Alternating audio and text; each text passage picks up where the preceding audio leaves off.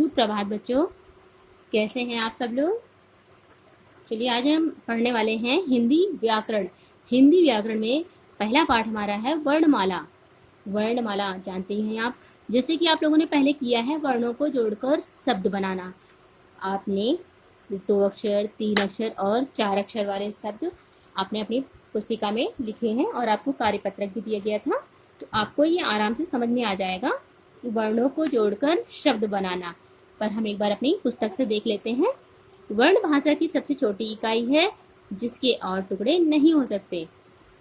नीचे दिए हुए चित्र में आप देखिए, नाला नल, आम आम, कमल कमल।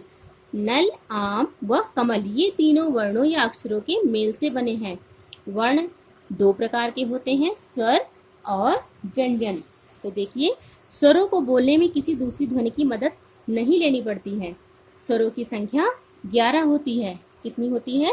स्वरों की संख्या 11 होती है, अ से अ तक। वर्णों के मेल से बनते हैं शब्द। शब्द उसे कहते हैं जिसका कोई अर्थ हो, जैसे ब सा बस, फ ला फल, ना ला नल। तो शब्द ऐसे होने चाहिए जिनका कोई अर्थ हो। अब देखिए बच्चों, देखते हैं व्यंजन।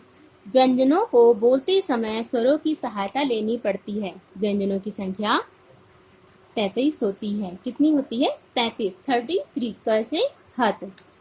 अब संयुक्त व्यंजन। संयुक्त व्यंजन क्या होते हैं? 2 व्यंजनों के मेल से बनने वाले संयुक्त व्यंजन कहलाते हैं। ये 2 व्यंजन से मिलकर बनते हैं। ये कितने होते हैं? 4, छ, त्र, ज्ञ और श्र। जैसे क, का में हमने नीचे हलंत लगाया है। जब हम का के नीचे हलंत लगाते हैं तो का को आधा का समझेंगे। क जमा श, क्या हो गया? छ। क्या शब्द बनेगा? कक्षा। क और श को मिलाकर हमारा वर्ड बना छ, और इसे हम शब्द बनाएंगे कक्षा। ता जमा र, ता में भी नीचे हलंत लगा हुआ है तो हम ता को आधा बोलेंगे। ता जमा र, क्या वर्ण बनेगा हमारा? त्र। हम क्या ऐसे शब्द बनाएंगे? पत्र। ऐसे ही जा में भी नीचे हलंत है तो जा को हम ज आधा जा बोलेंगे। जमा इया, इससे हमारा वर्ड बनता है ज्ञा। इसे हमने शब्द बनाया ज्ञानी। श, इसमें भी नीचे हलंत है। जमा र, क्या शब्द बनेगा? श्रा। इससे वर्ण बनेगा श्रा और हम इसे शब्द बनाएंगे परिश्रम। अब है मात्रा। जब स्वर और व्यंजन एक साथ मिलते हैं तो स्वर का रूप छोटा हो जाता है। स्वर का यही छोटा रूप संकेत चिन्ह या मात्रा कहलाता है। स्वरों की मात्राएं, ये देखिए, जैसे हमने आपको भी किया था, पिछले कार्यपत्रक में दिया था स्वर तथा उनकी मात्राएं। अ की कोई मात्रा नहीं होती। आ की मात्रा ई, उ, ऋषि, ए, ओ, औ। ये इनकी मात्राएं हैं और ये इनसे बने हुए शब्द हैं। चलिए बच्चों, अब ये देखते हैं, ये अनुस्वार है, जैसे अंकी बिंदी, बंदर, पंख, लंबा, कंघा आदि। और ये चंद्र बिंदु, जैसे चांदी, पांच, सांप, ऊंट आदि। अभी है अह, विसर्ग है, जैसे पुनः और दुख आदि। अब देखिए बच्चों, इसे आप लोग अपने पुस्तक में कर लीजिएगा और अपनी पुस्तिका में भी ऐसे ही आप बना के कर सकते हैं, तो इसे कर लीजिएगा। नीचे बड़े कटोरे में बैठे वर्णों में से स्वर व व्यंजन चुनकर उनके कटोरे में लिखे। यहाँ पर वर्ण आपको दिए गए हैं जो एक साथ दिए गए हैं, तो इनमें से स्वर अलग लिखना है और व्यंजन अलग लिखना है, तो इसे आप आराम से कर लीजिएगा। और ये नीचे दिए गए बॉक्स में खाली स्थान भरना है। ये आपको बॉक्स दिया गया है, इसमें खाली स्थान आपको भरना। गुब्बारे में लिखे व्यंजनों की मदद लीजिए। इसमें से आप ये सहायता के लिए दिया गया है। और यहाँ पे जो भी आपको खाली जगह दिख रहा है, आप इसे पढ़िए। जैसे क, ख, इसमें से आप ख ढूंढिए और यहाँ पर लिखिए। ऐसे ही शब्द पढ़िए, वो मात्राएं छाटिए। उदाहरण देखिए, उदाहरण भी आपको दिए गए हैं, शब्द और मात्रा। जैसे बा में हमने किस चीज की मात्रा लगाई? आ, ल, तो यहाँ पर हमने मात्रा अलग कर दी है। ये भी आप लोगों ने कर लिया है। फिर देखिए, नीचे दिए गए शब्दों में से सही मात्रा लगाइए। ये आपको चित्र दिया गया, आप चित्र देख के आराम से ये मात्राएं आप कर सकते हैं।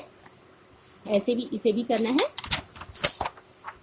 अब देखते हैं शब्द तथा वाक्य।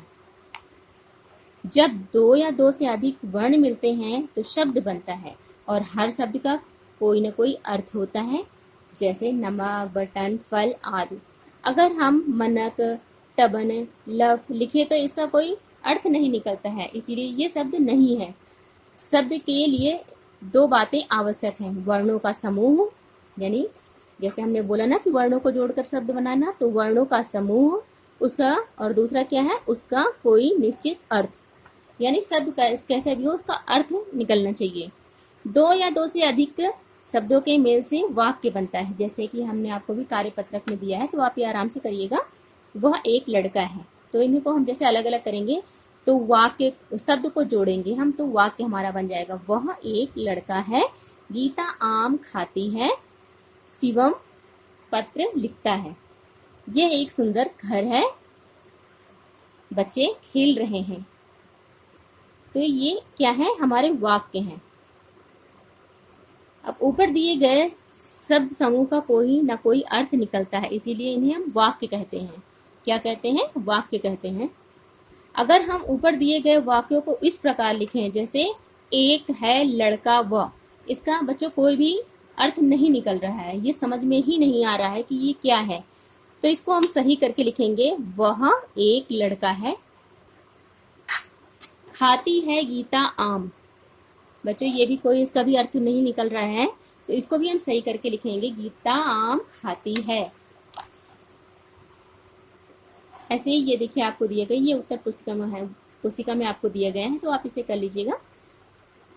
और ये दिए गए चित्रों के नीचे संबंधित वाक्य लिखिए, जैसे घड़ी, इससे संबंधित आपको कुछ लिखना है, तो घड़ी है तो समय, ऐसे हाथी का भी लिखना है, राजा का भी आप लिख लीजिएगा, घोड़ा का, लड़की का, शेर का। हाथी क्या होता है, बड़ा होता है, घोड़ा दौड़ता है, लड़की हंसती है या फिर पढ़ती है, शेर दहाड़ता है, राजा अच्छा है या बुरा है। जो भी आपको लिखना है आप आराम से लिखिएगा। फिर ये चलिए हम इतना ही करते हैं, उसके बाद अब हम मिलते हैं अगली क्लास में।